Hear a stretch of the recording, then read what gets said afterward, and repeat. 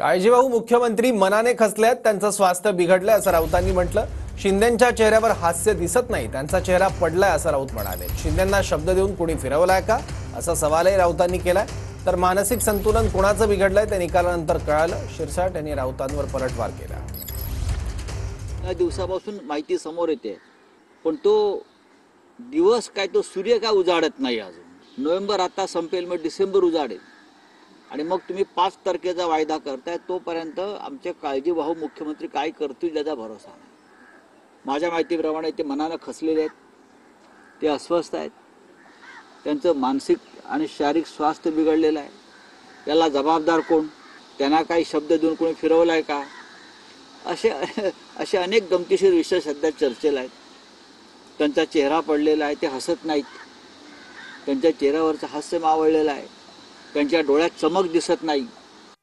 मानसिक संतुलन कुणाचं बिघडलंय हे विधानसभेच्या निकालानंतर कळालेलं आहे। जे ऊर बडून सांगत होते की आमची सत्ता येणार 160 170, पूर्ण 60 सुद्धा गाठू शकले नाही। 160 तर वेगळीच बात आहे। म्हणून यांचं मानसिक संतुलन तर यांचं बिघडलेलं आहे। म्हणून तर यांचे जे काही इतर नेते आहेत ते त्याच्यावर एक शब्दही बोलत नाही, त्यांना त्यांची चूक कळालेली।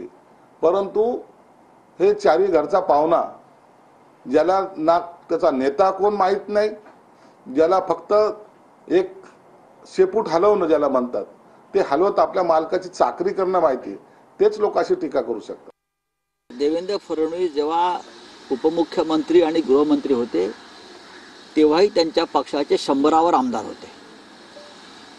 100वर आमदार असलेल्या त्या पक्षानं फक्त एकनाथ शिंदे यांनी शिवसेना फोडली म्हणून मेहरबानी खात्यामध्ये मुख्यमंत्रीपद दिलं।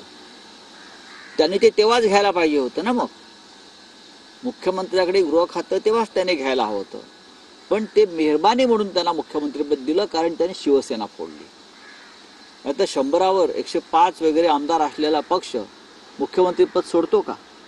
नाही सोडत। भाजपने ते पद का दिलं, कशामुळे दिलं, त्याची कल्पना त्यांनाही आहे। भाजपच्या दारामध्ये जाऊन तिथून किती वेळा वापस आली याची कल्पना सुद्धा संजय राऊतला आहे।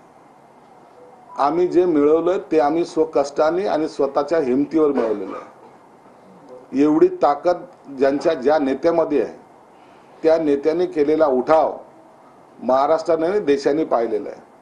आणि आजही जे सांगत होते विधानसभेच्या वेळेला, यांच्या किती जागा येतील, गद्दारांना आता आम्ही गाडून टाकू, गद्दारांनी 50 खोके ओके, ते ज्यांनी स्लोगन काढला तोही पडला।